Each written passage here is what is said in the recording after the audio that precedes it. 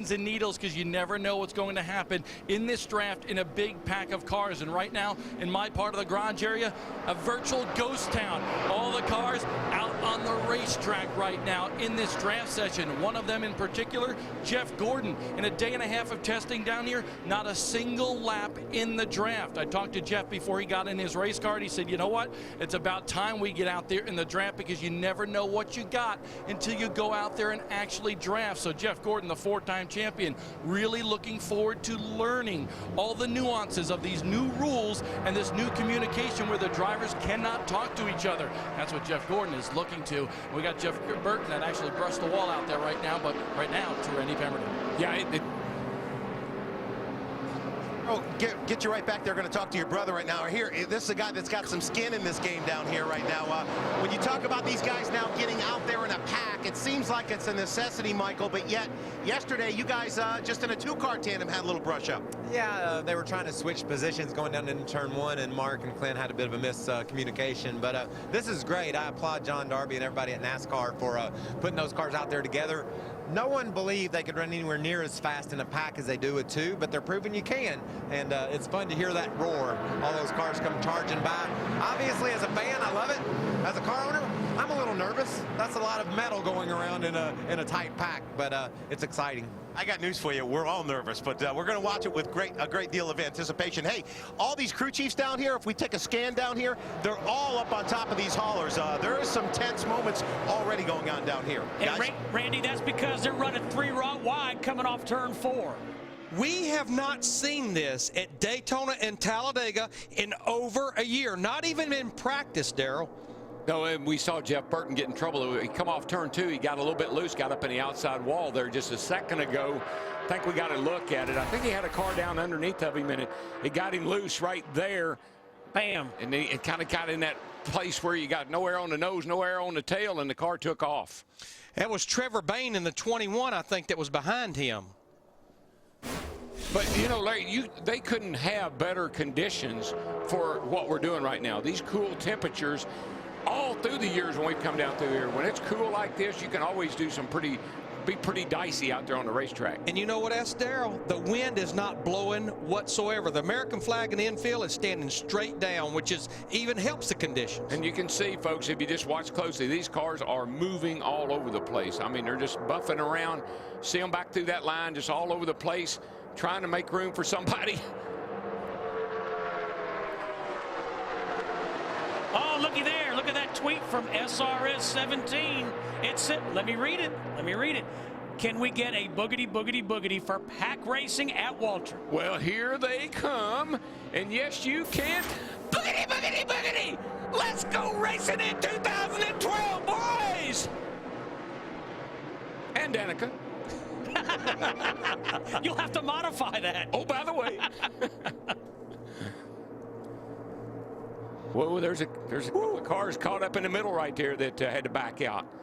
They've run a total of 7 laps. Every lap has been well over 200 miles an hour. Our fast lap is 204. That last lap was just a little over 201. Well, here's what happens. And when you're out here like this, you run a few laps, everything feels pretty good. Get pretty confident, start getting a little racy, and that's when things start happening. Bob Dillner, what's going on with Jimmy Johnson? Well, actually, the only car in my part of the garage area that's still here, that 48 car of Jimmy Johnson. And it's very interesting. They told me they will not go out and pack draft today. In fact, that mandate came down from Chad Knaus. No, not from Africa, because that's where he's vacationing right now. He's not at this test. It actually came down to the team, to Ron Malik and the guys, before they ever came down here. Chad instructed them, if NASCAR says go out and do some pack racing, do not do it. This Bullet is a good race car, and Chad Knaus and the boys with the 48 team do not want to risk anything with this race car, Randy. Yeah, 31 car now pulled in the garage. Jeff Burton has climbed out. There's some significant damage on this right side. It's going to be a while before they get this thing buffed out, if at all. No question about it. Right front is crinkled up just a little bit, all the way down over the right rear quarter panel as well. You know, it took a pretty good hit. It doesn't take much. It doesn't look like much on TV, but you get up in the wall at 200 plus, it did create some significant damage. I'll try to get a further update on these guys. Randy, I got to tell you, they're running 3 wide coming off turn 2, and they're running 7, 8 rows deep. Yeah, and like you said, fast laps 204 now. That was Harvick. These guys are running well over 200 miles an hour. So far, so good. I have to echo what Michael Waltrip say. John Darby, Robin Pemberton, NASCAR, they have been tenacious. They felt like that was some adjustments. We could get it where we needed to get it. I know we've only run 9 laps, but I love what I'm seeing here right now. Larry, Darrell talking to Jason Shapiro, the car chief on the 20 car this morning. His concern, the team's concerns, are they just ran nose to tail yesterday, 2 cars. What he's concerned is running in a big pack that it might make that engine too hot. That's one of the things they're looking at. Well, there's a lot of mights. There's a lot of maybes. That's the things we don't know. What maybe moving that grill opening up in the top of the bumper the way they did, maybe the cars will get more air when they're running in a little tight wad like this right here than they did when it was down at the bottom. So there are so many things right now that this is an experiment. That's what it's all about. Why they call it testing, right? That is still a big grill opening for Daytona or Talladega, especially if you're not pushing another driver. And what you don't want to do, and I know NASCAR's they're trying to think of everything. You don't want to get that opening so small that when you get in a race, you don't have any forgiveness. In other words, it's the perfect size if everything is perfect. That's why we like tape. Car get a little hot, you pull a little tape off the grill and cool it back down. You don't want to get yourself in a box where you can't do that. Kevin Harvick has pulled off and headed to the garage. We'll show you why. His teammate Jeff Burton already in there.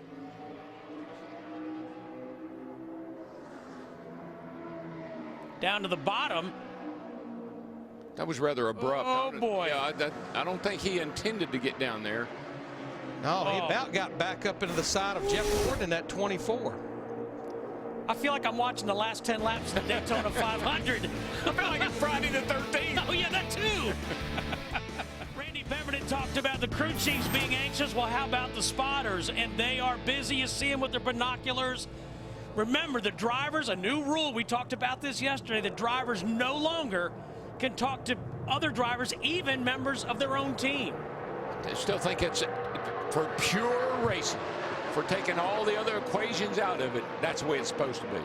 You know, you work the system. Boy, Danica's caught in the middle of that 10 car right there. She's moving around quite a bit. That's got to be a thrill. Speaking of thrills, Dale Earnhardt Jr. had quite a moment coming off turn 4. Let's take a look at what happened to Dale Jr. You see him on the bottom, right behind the 5 of Casey Kane, his teammate. What he did, he dropped his left wheels down on below the yellow line there, got the car just a skosh loose, and when he come back up, he tried to cut out from behind his teammate there, lost it. Good thing pit road was there.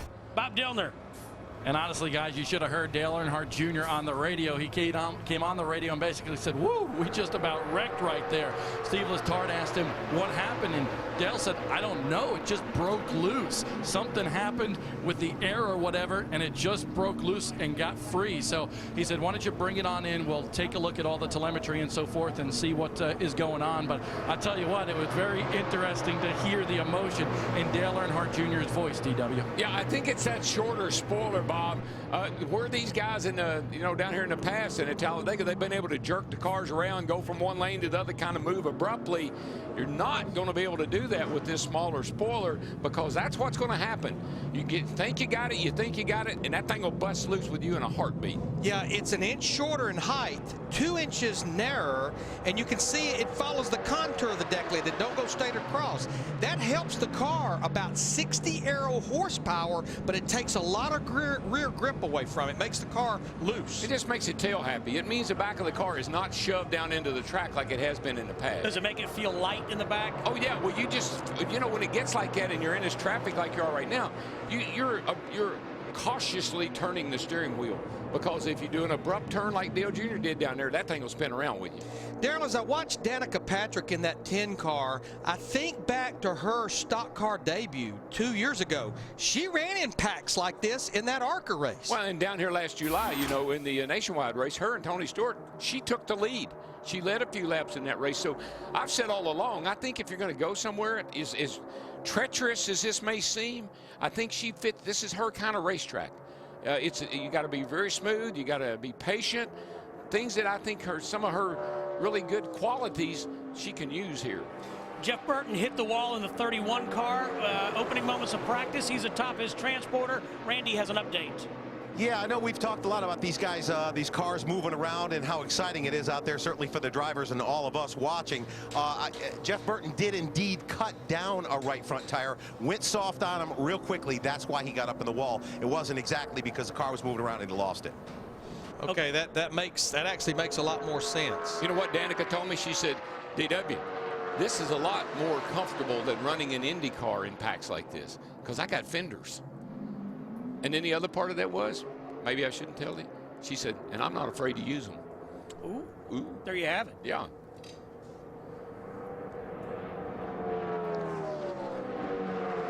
Juan Pablo Montoya in the 42. He's got a new crew chief this year. He started last year with Brian Patty. Chris Heroy comes over from Hendrick Motorsports with an engineering background. Just a few laps ago, you see Kyle Busch in the 18 car there on the bottom. He had a pack of cars that was pushing him, and they were catching that front group, and he went to the top of the speed charts at over 205, almost 206 miles per hour. Yeah, you back in there like that, you're sucking up on the whole pack, you're going to run a fast lap. All right, let me ask you guys this. You're the racers. NASCAR says we want you guys to go out and run in big packs. Now, it's exciting right now. It's fun to watch. What is NASCAR trying to figure out? What do they want to learn? I think the biggest thing is cooling. They want to see if these cars can all actually run in a pack like this and not overheat. I think that's a huge issue to NASCAR and the engine builders particularly.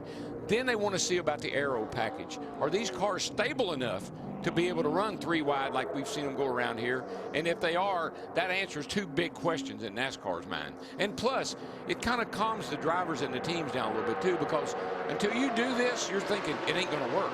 It ain't going to work. And once you see that it does, then you kind of get some confidence and you can move forward. Yeah, those changes last night, they were not rule changes. They were adjustments. They were changes. I'm sure they're going to have a lot of conversation with drivers and crew chiefs tonight, in the morning. We could see more tomorrow. They're going to keep working on this, and I applaud them for doing it. Well, what I like is they have enough data now. It's so much information we never had before. That fin on the back of the car that runs down the trunk lid. Now that they have that, they know that they can keep these cars on the ground, and that's been a big concern for years, keeping these things from flying. And so now they're comfortable with everything they've done and what they got. A lot of action here on the high banks. Hope you're enjoying it. Carl Edwards debriefing with his teammate, Greg Biffle. 205 miles per hour.